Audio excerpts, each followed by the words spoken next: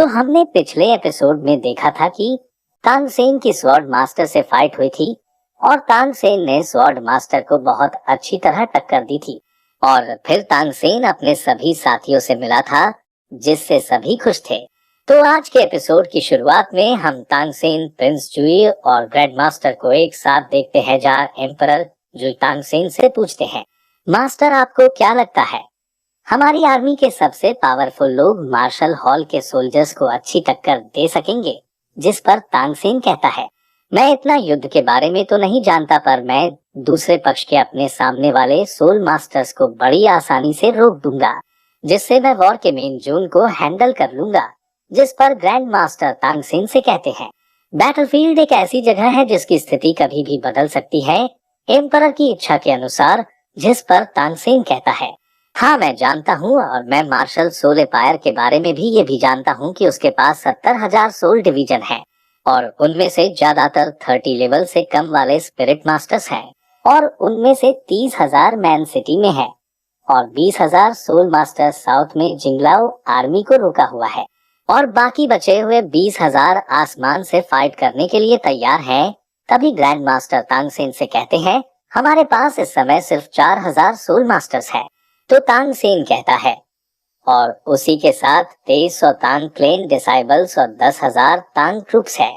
जिसे सुनकर grand master और एम्परर जुईबांग दोनों हैरान हो जाते हैं। ग्रैंड मास्टर कहते हैं, अच्छा तो तांग आर्मी को तांग सेक्ट के एल्डर्स ने बनाई है और उन्होंने ही तांग आर्मी के अलग अलग सोल डिवीजन बनाए हैं। जिस पर ग्रैंड मास्टर कहते हैं, फिर तो इनके पावरफुल होने के लिए अच्छे वेपन्स की जरूरत होगी। जिस पर तानसेन उन्हें बताता है, एल्डर लाओगाओ ने कुछ ही समय में ऐसे वेपन्स बनाए हैं जिनमें यूज होने वाले मेटल को पिघलाना भी बहुत मुश्किल था पर उन्होंने ये करके दिखाया है। और फिर तानसेन अपने एक सोल्जर के पास जाता है और उससे क्रॉसबो ले लेता है और फिर ग्रैंड मास्टर और प्रिंस जूही को इसके बारे में बताने लगता है कि इस क्रॉसबो को बनाने की टेक्निक बहुत सीक्रेट है और इसे बनाने में आयरन, गोल्ड एंड डायमंड का यूज होता है। और फिर ट्रायल के लिए क्रॉसबो से एक नीडल फायर करता है जो बड़ी तेजी के साथ एक चट्टान पर जा लगती है और उस चट्टान के टुकड़े टुकड़े हो जाते हैं, जो देखकर प्रिंस जूई और ग्रैंड मास्टर बहुत ज्यादा हैरान हो जाते हैं। फिर तानसेन बताता है, इसे एक कॉमन सोल्जर बड़ी ही आसानी से यूज कर सकता है। इसके अलावा 300 और है।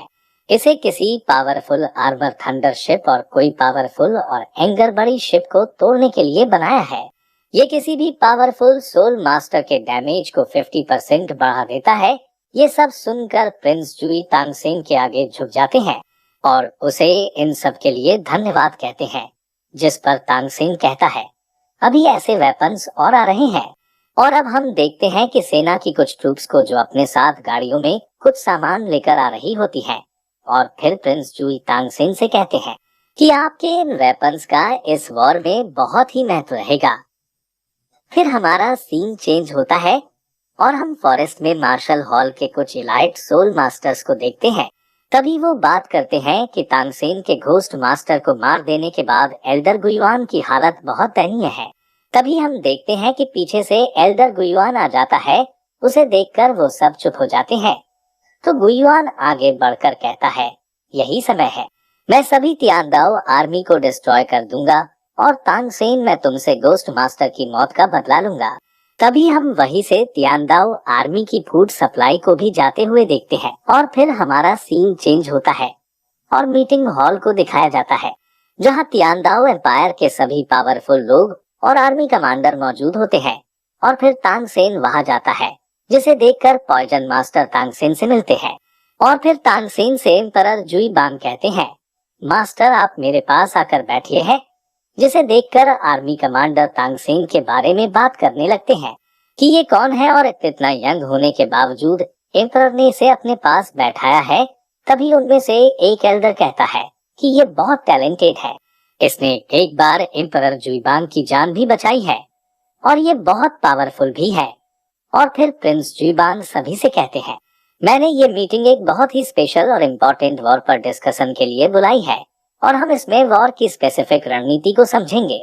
तभी देखते हैं कि बाहर सोल्जर किसी के आगे झुकते हैं और फिर आवाज आती है कि ग्रैंड मार्शल गॉन आ चुके हैं और उसे देखकर एम्परर जुईबांग खड़े हो जाते हैं और फिर वो मीटिंग हॉल में आ जाते हैं और फिर ग्रैंड मास्टर उनके बारे में सोचने लगते हैं कि ये यहाँ बहुत पावरफुल है और इसे ड्रैगन भी कहते हैं।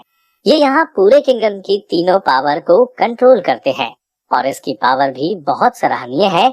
तभी ग्रैंड मार्शल ग्रोन एम्परर से कहते हैं, मैं यहाँ आपको इस समय मार्शल हॉल एम्पायर की चाल के बारे में बताने आया हूँ और उन्होंने जियालिन पास पर अपनी सेना को तैनात कर दिया है जो तियानलिंग माउंटेन के बीच में है।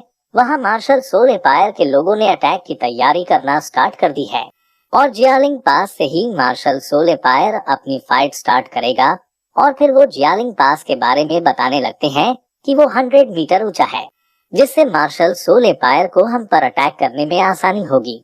और फिर तांगसेन कहता है जियालिंग पास की दीवार को तोड़ा भी नहीं जा सकता।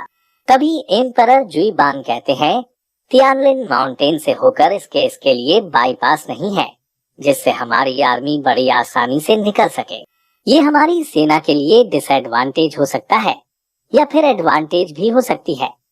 अभी तक सब हमारे प्लान के हिसाब से चल रहा है पर ये सभी मार्शल हॉल की अगली चाल से बहुत ज्यादा परेशान होते हैं और यहीं पर एपिसोड खत्म हो जाता है। और जाने से पहले डिस्क्रिप्शन में दी लिंक से डाउनलोड करो रमी सर्कल और पाओ 2000 तक का वेलकम बोनस।